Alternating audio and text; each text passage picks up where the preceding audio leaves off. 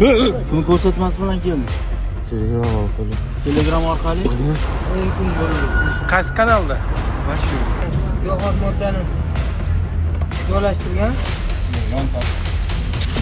Ichki ishlar vazirligi tezkor qidiruv departamenti xodimlari tomonidan olingan tezkor ma'lumotga asosan Rossiya Federatsiyasidan yurtimizga transmilliy jinoiy uyushma a'zolari tomonidan sintetik giyohvandlik vositalari kontrabanda yo'li bilan olib o'tilishi rejalashtirilgani ma'lum bo'ldi. Ichki ishlar vazirligi tezkor qidiruv departamenti va uning hududiy bo'linmalari, shuningdek Davlat xavfsizlik xizmati, bojxona tezkor xodimlari tomonidan o'tkazilgan xalqaro nazorat ostida yetkazib berish tezkor qidiruv tadbiri natijasida voyaga yetmagan 2009-yilda tug'ilgan o'rta ta'lim maktabi o'quvchisi internet narkodo'konda omborchi vazifasini bajarib kelgan. U Rossiyadan kontrabanda yo'li bilan olib o'tilgan giyohvandlik vositalarini Yandex xizmati orqali qabul qilib olib, harakatlanib ketayotgan vaqtda Toshkent shahar Chilonzor tumanida tezkor tadbir ishtirokchilari tomonidan qo'lga olindi va unga tegishli arra uskunasining ichida yashirilgan 180 gram alfa PVP sintetik giyohvandlik vositalari ashyoviy dalillar sifatida rasmiylashtirib olindi.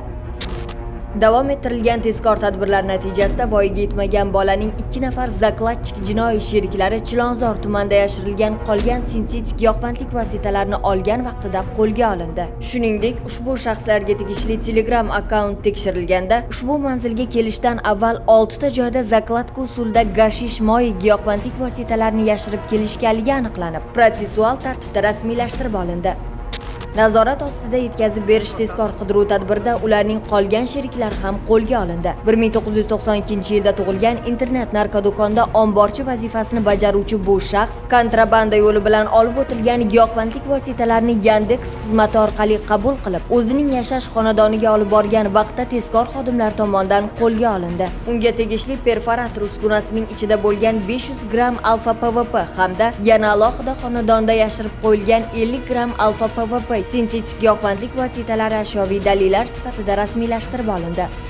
Olib borilgan navbatdagi tezkor qidiruv tadbiri Yunusobod tumanida davom ettirilib, uning jinoiy sherigi ham qo'lga olindi. 1999-yilda tug'ilgan, Muqaddam Jinoyat kodeksining 169-moddasi 3-qismi bilan sudlangan Telegramdagi narkodo'konda omborchi vazifasini bajaruvchi fuqaro kuratori tomonidan tashlab berilgan manzildan 500 gram alfa PVP sintetik giyohvandlik vositalarini olgan vaqtda tezkor tadbir ishtirokchilari tomonidan qo'lga olindi.